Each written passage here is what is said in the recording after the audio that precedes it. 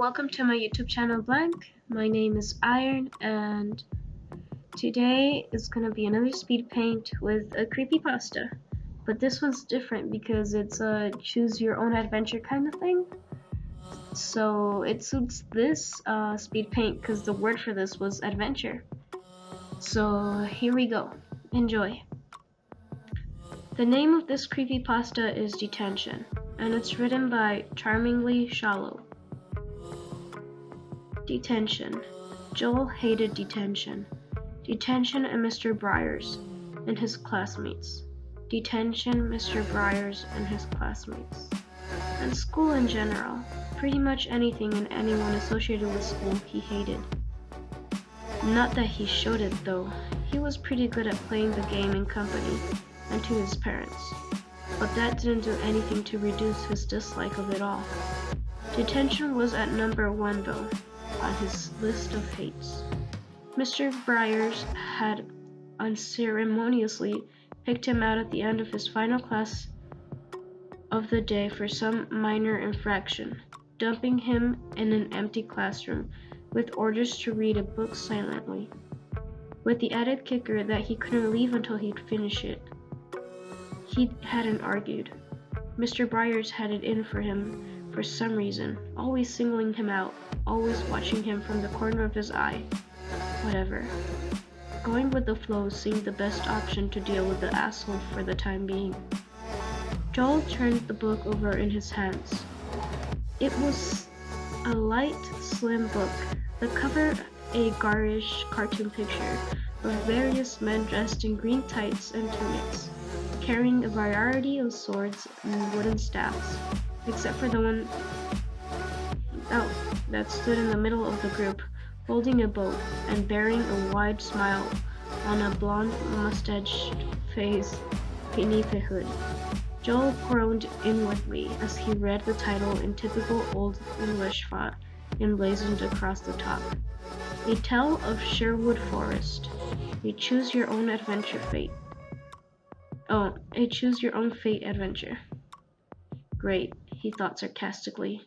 It was one of those books, the kind where you had to select from a set of options and flip to another page depending on your choice. On and on until your character died or achieved some kind of bullshit goal.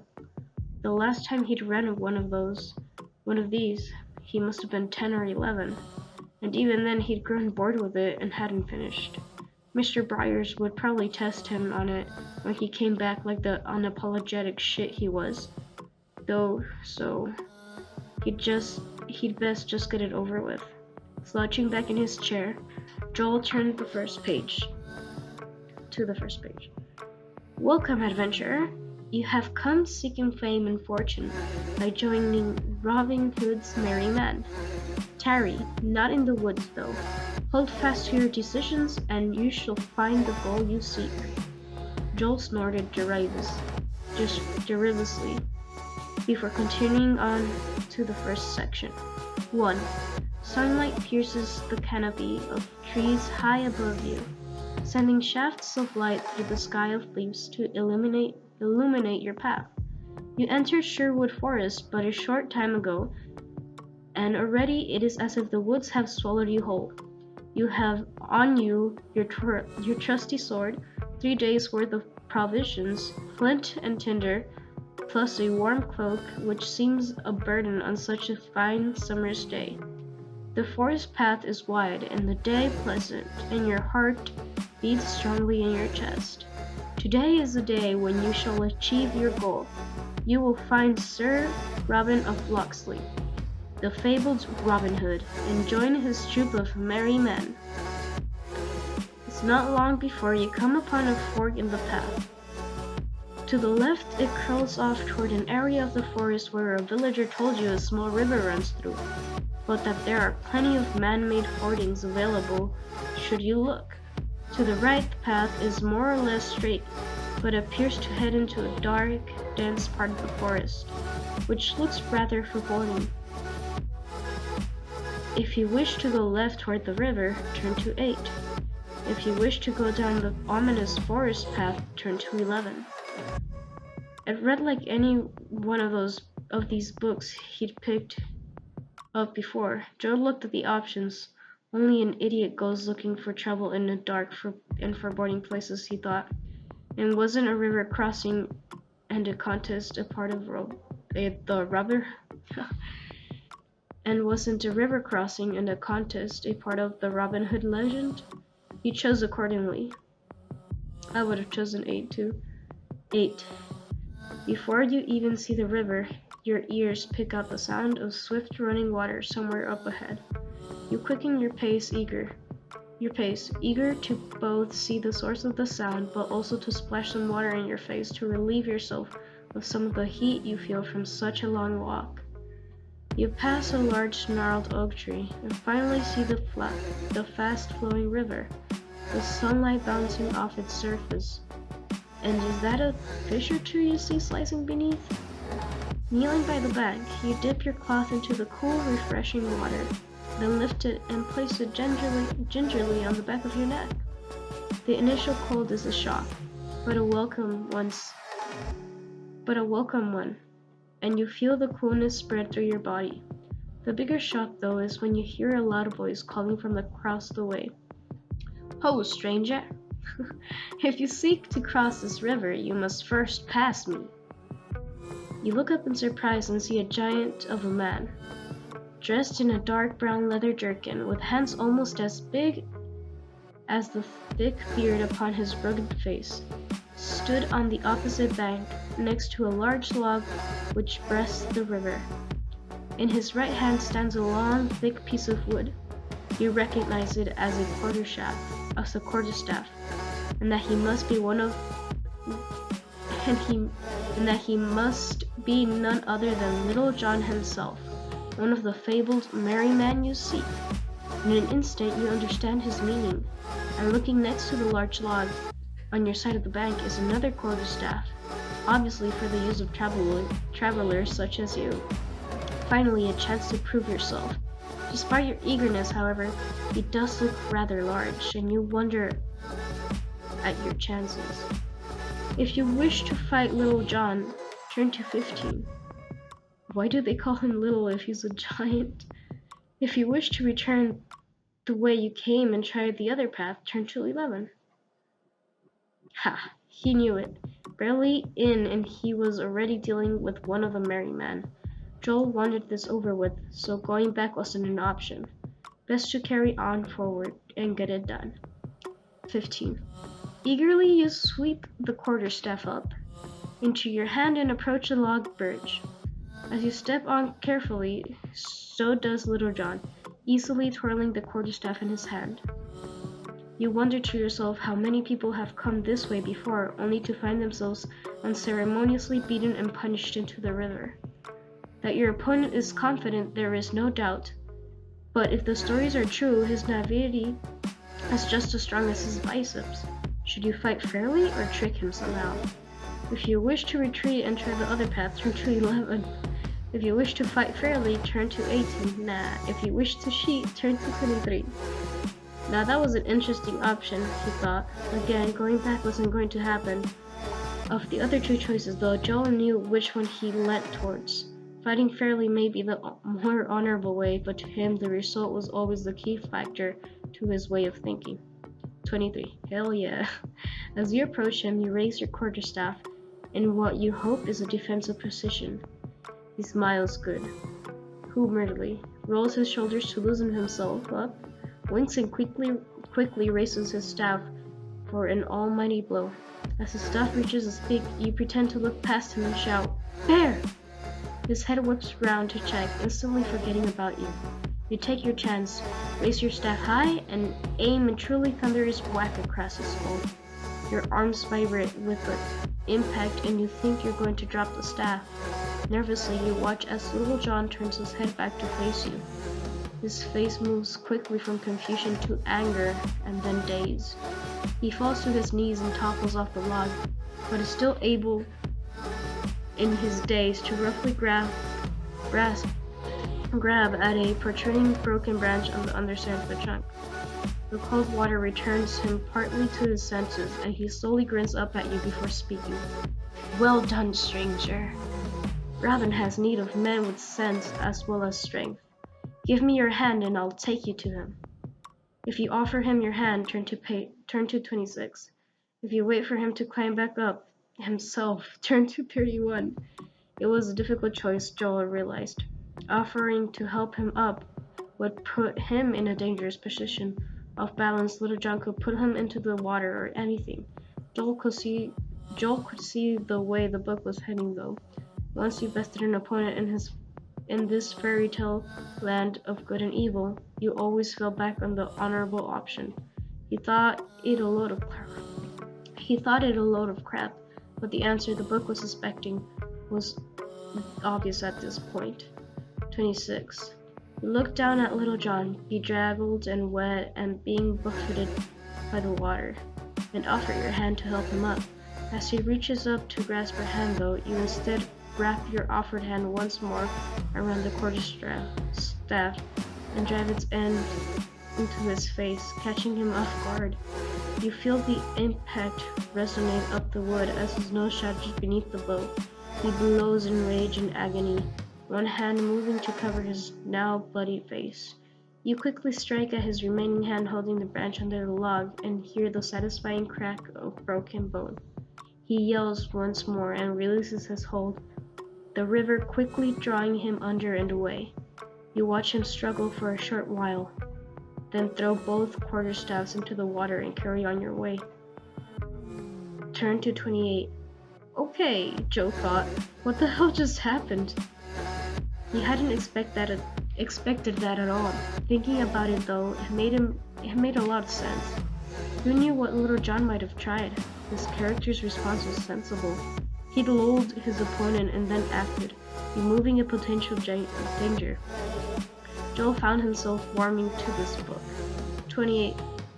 The path on the other side of the river is barely visible, and so obviously not a commonly used means of moving through Sherwood Forest. Logically, therefore, it must be a route used only by the merry man and Robin Hood himself. Gradually, the path grows narrower, the trees thinner and closer together on each side until finally the path appears to be a corridor of trees, leading to a dead end, but with two large arches with a bowman stood in front of each. They looked like twins, an image reinforced by them both speaking at the same time and with the same words as you approach. Greetings, stranger. You have bested Little John, but wisdom is as valuable as skill with weapons in Robin's camp. Behind us lie two ways forward. One leads on to the camp, the other to a hidden pit filled with wooden stakes. You may ask one of us a single question, but beware. One of us will lie, and the other will tell the truth. Which route do you choose? You try to pick out any differences in the paths beyond the arches from where you stand, but they look identical. Your only choices appear to be to ask the bowman or take a chance and pick a route at random. If you take the left arch, turn to 36. If you take the right arch, turn to 38. If you ask one of the bowmen which archway leads to the camp, turn to 42. If you ask one of the bowmen which archway the other bowman will say leads to the camp, turn to 62. If you use intimidation on the bowman, turn to 49. Now that was a curious last option, Joel thought. The first two random choices didn't appeal. And whilst he was confident in his logic, what the right choice was, he was drawn to the last action. It made a lot more sense to him, skipping the need to risk a correct answer against what he could guarantee if approached right. 49. You walk slowly up to one of the bowmen, rubbing your chin thoughtfully, as if thinking of an appropriate question. Abruptly, you draw your sword, catching him off guard and grabbing the nearest from behind, placing your blade against his throat before the other can react. The one you are holding trembles beneath your grip, whilst the other watches you nervously, fingering his bow. If you ask the bowman to tell you which arch leads to the camp, or you'll kill the one you're holding, turn to 43. If you kill the bowman you're holding immediately, turn to 47. Another interesting set of options. That threats were useful, Joel knew from the past experience, but only if the other guy knew you'd carry them out. Carl, in 5th grade, had learnt that lesson the hard way. The answer was obvious. 47. Without a flicker of emotion, you draw your sword across the throat of the man you are holding. He gurgles in alarm as the flesh parts the blood, and blood pours forth from the wound across his neck, dropping him to the floor to break his last.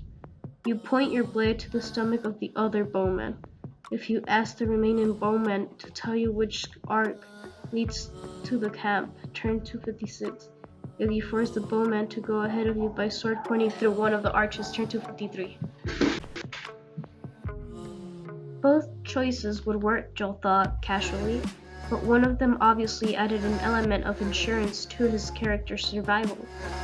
53. Prodding the remaining bowman with the point of your now bloody sword, you state coldly that what happened to his friend can quite easily happen to him, and that he will now lead you through the correct archway to the camp.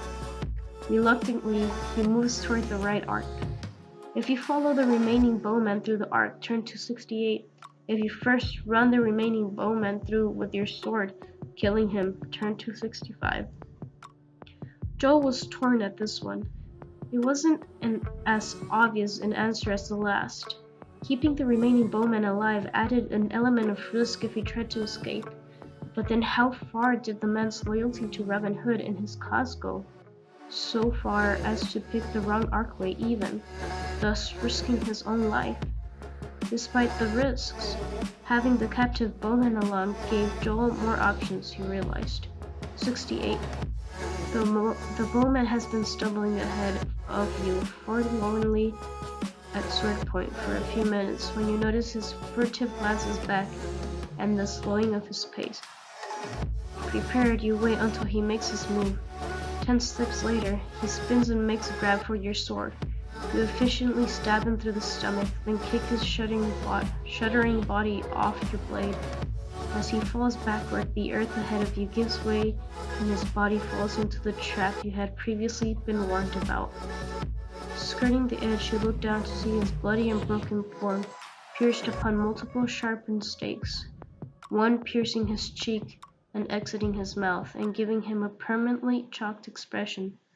Content he is dead, you make your way back along the path to the 2 arches. Or arcs. You take some time to dig a shallow grave, a little way from the arches, and bury the bowman you killed earlier, covering the mound with additionally loose leaves and sticks.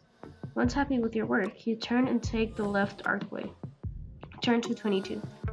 He'd known he was right to keep him alive. Additional resources were a useful buffer between himself and unpleasant situations, like the friends he'd cultivated at school. As long as they could be controlled or manipulated, they were handy to have around.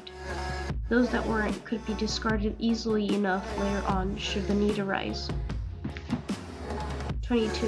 You've been walking along the path for a while now, and decide to take a rest and eat some of your food. Looking around, you find a suitable tree and stump and sit down. Digging out from your bag, half a loaf and a wedge of strong cheese wrapped in linen. You take a large bite of each and wash them down with some water from the skin hanging from your belt. Whilst you were eating, you pull out the letter that lay beside the bread in your bag. Opening it, you read once more the instructions given to you yesterday. Hail and well met. You have come recommended by Prince John himself, as a man who can get things done. Most in these parts have heard of the bandit in the woods, the one who calls himself Robin Hood. He claims himself a champion of the people, but in truth he is nothing more than a common criminal. However, this vile lies amongst the unwashed and uneducated masses have proven impossible to overcome of late. No one is willing to come forward and provide information on this scoundrel. Therefore, I need you to enter Sherwood Forest and infiltrate his camp. He has broken the rule of law. as have his followers, and they must be treated accordingly. Robin Hood must be executed and evidence brought back to me of his demise. Deal with the others as you see fit. Succeed and the rewards will be great. Fail and they will most likely kill you. The Sheriff of Nottingham. You fold the message back up and ponder what you should do with it whilst you enjoy the remainder of your meal. If found on you, the merry men will treat you harshly. By the same token, it would be useful as evidence of your true sighting should you encounter any sheriff's men. You also realize, if used correctly, it could be planted as evidence against another within the camp, thus showing division and discord. If you burn the letter, turn to 78. If you keep the letter, turn to 103. Suddenly, a lot more things made sense to Joel. Sure, the character in the book wanted to join the merry men, but his motives had never been fully spelled out before. The fact he actually worked for the Sheriff of Nottingham appealed to Joel. It was far more interesting to be a manipulated spy than a two-dimensional woodland terrorist. He also liked the idea of keeping the letter. It would be a risk for his character, but he was guessing an option would come up later to plant it in the camp, or Little John might make another appearance, and if he still had the letter in his possession, one of the options given might be to plant it on Little John himself as a means of discrediting him in any accusations he might make against Joel. 103. You carefully place the folded letter back in your bag, stretching your weary muscles and continue down the path. Gradually, your nose begins to pick out the smell of roasting pigs, and your ears the faint crackle of a campfire and the bustle of people. The path you're on twists sharply ahead, and as you follow it round, you suddenly find yourself facing a reasonably sized encampment. Makeshift huts and canopies of thick hide stretch between the rough circle of trees surrounding a large campfire. A boar roasting on the spit above it. Moving in and around the camp, you see a fair number of people, somewhere between 20 and 30, engaged in various activities. Some are checking their bows, a few engaged in mock sword battles, whilst others are mending tunics and shoes. Your eyes, though, are drawn to one man sitting before the fire, a large hood covering his face, as two people sit either side talking earnestly to him in low whispers. You go to move forward when you feel the sharp point of an arrow tip sticking into the small of your back. Turning your head slightly, you see a stranger with a drawn bow behind you, who then reaches round and removes the sword from your scabbard. He does not speak, but prods you in the back a couple of times with the arrow, indicating for you to move. Slowly you walk forward toward the fire and the hooded man. If you want to try to escape, turn to 92. If you simply continue forward, turn to 79. Why try to escape? Joel thought. His character was where he wanted to be, and he doubted it would end well if his character tried to escape with a drawn bow, pressing a sharp arrow into his back. No, now was the time to see how things would play out. Now he'd reached his target. 79. As you get closer to the fire, the two men talking to the hooded men notice you and fall silent, turning to look hard-faced at you. The hooded man reaches up slowly and pulls his hood back, turning to face you. His golden hair and mustache would have been enough indication, but the sardonic grin and twinkle in his eyes introduces him far better than any spoken word. The Earl of Locksley, Robin Hood himself. He waves back the man behind you, appraising you for a moment in silence, and then offers his hand. You reach forward and shake it, and he laughs heartily, slapping you on the shoulder. Welcome, friend. To get this far, you must have bested Little John and the twins. This shows you have both strength of character and wisdom, both qualities I look for in my merry men. As you see, we do not live comfortably, but we live well enough. The forest provides whilst we work to topple the sheriff, and behind him Prince John. Now, as well as robbing the rich, there are other roles in the camp which need to be done. You have the look of a smithy or a cook to me. Which do you fancy? If you choose to work with a blacksmith, turn to 6. If you choose to work with a cook, turn to 112. Oh god, why am I stuttering? Sure, thought Joel. Blacksmithing offered easy access to weapons and the opportunity to thin the herd of Robin's lackeys with them. But it would be a slow process, he guessed, and would place his character under growing suspicion the more bodies that turned up. No, if his character was to succeed, a quiet, unassuming role in camp would be the ideal place to start. 112. Excellent. Come with me to meet our resident cook. Ho, Fair Tuck! You were complaining just this morning about needing help, and see if I haven't answered your lament already. Robin leads you round to the other side of the fire, where sits an overly large man in a friar's robes, stirring a large pot of vegetables over a smaller fire. He looks up from sipping from a wooden ladle, his cheeks ruddy and his eyes bright. Oh, bless my soul, my prayers have been answered. No time like the present. Come help me with this evening's meals. Ah, God, come help me with this evening's meal. Go gather some herbs for the stew I'm preparing to go alongside the meat. He points vaguely off to the side, returning his attention to the post. You look over to where he pointed, noticing a small herb garden he must be cultivating. Grabbing a clay bowl nearby, you walk over and start picking handfuls of herbs and leaves. As you do so, though, you notice in the undergrowth nearby a wild plant growing, whose leaves you know to be deadly if consumed in even the smallest quantity. If you return with just the herb leaves, turn to 130. If you return with leaves from both the herb and poisonous plant, turn to 109. Yes, this is good, Joel thought. A subtle attack that could incapacitate some, if not all, the merry men at once. It was ideal. He'd done something similar with his stepfather, crushing sleep tablets into his drink before he'd driven to work one morning, and that had gone quite well. 109.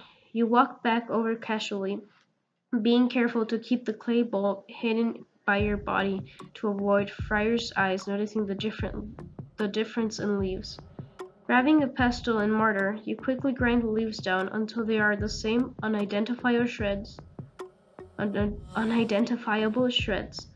You pass the mortar to the friar and he favors you with a pleasant smile of thanks before pouring the contents into his cooking pot. Turn to 72. This should be interesting, thought Joel, eagerly turning the pages now. 72. To your delight, the entire camp partakes of the stew prepared by the friar before attacking the roasting pig. All sat round the campfire, engaging in friendly banter and conversation in its warm orange glow. You also accept a bowl when offered, but are careful to dispose of its contents whilst pretending to eat it. It's not long before the first merry man staggers to his feet, clutching his stomach, his breath rasping from his mouth. Several of his fellows dash over to see if they can help, though you see a few themselves stagger as they do so. The first man falls to his knees, coughing blood from grimaced lips, his eyes bulging in their sockets. He collapses prone on his side, choking weakly on the blood spilling from his mouth, then stops. Others are now complaining loudly of agonizing pains, one going so far as to stagger uncontrollably into the fire, knocking the roast pig to one side and catching himself on fire. He shrieks in agony as the flames pour up his legs and arms, melting his clothes and skin. A few short steps and he drops to the ground. None have come to his aid though, as the carnage continues throughout the camp. Bodies now litter the floor in various states of painful disarray, following their individual death throes. Gouts of blood abundant everywhere within the light of the flickering flames.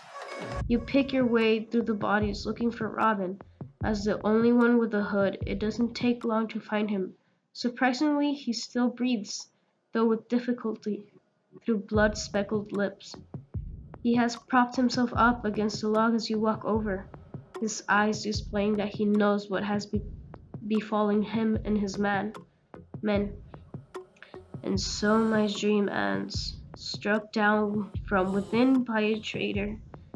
He coughs up a little more blood, but struggles to continue speaking, despite the obvious pain he is in. If any honor exists within you, please grant me this final boon. Bury me here with my loyal men and true.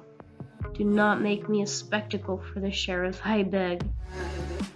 A final cough rips up through his throat, spilling blood and bile down his green tunic. Robin Hood and his merry men are no more. If you accede to his final request and bury him with his merry men, turn to 74. If you ignore his request and return with evidence to the sheriff, turn to 164. Joel laughed darkly. Well, that was surprisingly easy. He'd worried that it might have come down to some kind of stupid single combat in the end.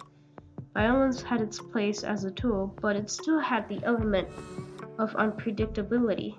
Far better to plan and strike when least expected, if at all possible. So, what to do with Robin Hood's body? Much like his stepfather's when he'd idly viewed it lying in state. A corpse was just a corpse, a bag of meat and bones with no rights to further affect the living with its demands. The only function it had now was if its demise could be of benefit to those still alive. 164. Rolling Robin Hood's body over with your foot, you examine his eyes for any further sign of life, then drag it over to a nearby tree stump. After some effort, you prop his body in place, his neck and head now resting on its flat top. You grab a large axe from the blacksmith's hut, rest the blade gently against his neck for aiming, then raise it high above your head and bring it swiftly down.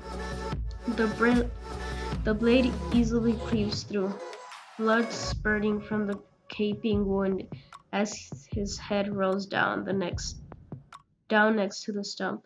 With effort, you rip the hood from his now decapitated body, slump down against the tree, and wrap his head with it. That done, you take one last look around the camp for any survivors, then pick one of the huts to sleep in till morning. You awake refreshed, and upon exiting the hut, are once more greeted by the cold corpses of the now unmerry men, surrounding what remains of the spent campfire. Flies are already buzzing around them, and the stench of death will soon become unbearable. A quick search later, you have gathered enough food and water for the return journey of Nottingham. If you take the path you used to enter the camp back to Nottingham, turn to 128. If you decide to go deeper into the forest, turn to 58. Again, another no-brainer. The job was done as far as Joel was concerned, and once your goals are achieved, that was an end. No reason to go looking for trouble. 128. The sheriff is ecstatic at your return and the evidence you bring, throwing a large banquet in your honor and showering you with gold.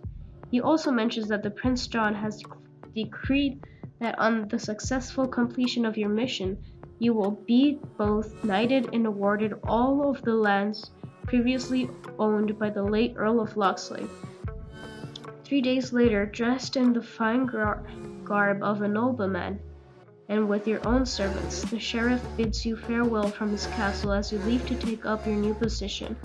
As you pass under the gates of the drawbridge, you look up to the battlements and nod in parting to the grey face watching, the dead eyes of Robin Hood gazing down upon you from atop of a spike.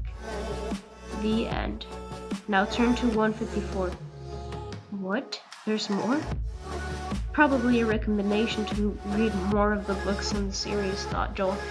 He had to admit, though, he liked this book, despite his initial distance for it. It appealed to him somehow. The answers were in line with his way of thinking. To his surprise, he found he was interested in seeing what the other books in line had to offer. 154. Congratulations on completing the story, adventurer. But your adventures don't have to stop here. If you've reached this result straight through without cheating, we'll know if you have, and are interested in continuing your adventures, ask the teacher who gave you this book for more details. They recognize something special in you. And we're always on the lookout for young people with a unique way of looking at the world. Your government needs people like you, and we can offer you real-life adventures you wouldn't believe. Training in all the cool skills you've read in this book and more, and the opportunity to travel the world. If you're interested, please turn to the side of the back cover and fill in your name and address in the space provided before returning the book. See you soon, adventurer. Joel smiled to himself, a genuine one for a change rather than the one he mainly employed when in social situations. He pulled a pen from the bag at his feet and turned to the inside of the back cover. And he started to write his name though. As he started to write his name though, the thick paper tore. Joel swore under his breath and tried again slightly further along from the tear. The same thing happened. Biting his lip to control his annoyance, he looked closer. The paper was far flimsier than it should have been. And was that writing visible underneath? Curious now, he tore the paper away and read what was written there. Thank you for your interest. You have decided to further your adventures with us. Not all are selected, however, and there is one final requirement for your application. If you look closer at the cover of this book, you will find it has 2 plastic layers. Before returning this book to the teacher who gave it to you, please peel off the thin layer on top of the book just prior to handing it over, being careful not to touch the cover with your bare hands. Once you have done so. 1 to 2 weeks after your teacher's death, we will contact you further. Mr. Breyer sat alone in his office, looking through a pile of student folders for new candidates. 2 years he'd been at this school, 2 whole fucking years, dealing with prepubescent teens who thought they knew everything and their asshole parents at PTA meetings. Out of 6 possibles over that time, only Joel had come closest. Shame. He'd had a good feeling about Joel. He had potential.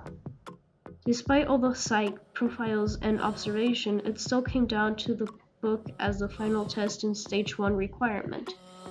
Despite your promise, you failed the book. Then your journey ended there. Literally. One advantage of the psychology of the kids the agency were trying to recruit. If they failed the test, they were also the most likely candidates for teenage suicide, so closing the loop was easy. He looked over at Joel's book on the corner of his desk. Each candidate had their own book tailored to them specifically and supplied by the agency when they were to be tested. Company rules stated he wasn't allowed to read them himself. Just hold on to them for a day after the test and wait for a call. If the call came, the candidate had got through. Otherwise, he just burnt the book, waited a month, and then staged the kid's suicide. Again, it was a shame the call hadn't come through. Joel had shown a lot of promise. Sighing, he leant across his desk and picked the book up, turning it over in his hands, seeing Robin Hood's face beaming up at him amongst his gang of merry men. Yep, a real shame. Putting the book into his bag for disposal, he stood and went to the bathroom to wash his hands. The kid must have spilt his soft drink on the cover of something, judging by the stickiness. Yeah, he had potential, alright, but obviously tidiness wasn't part of it. And that's the end of the story. I hope you guys enjoyed it. I did. It was fun. I thought I could have chosen my adventure, but honestly it would have been the same one as this one. I wanted to choose all the most horrible and messed up ones, but it did it for me, so kudos for that. So I hope you enjoyed it again. I hope this makes you want to subscribe, like the video, leave a comment, something, I don't know, and hit the notification bell. I'll see you guys around. Bye!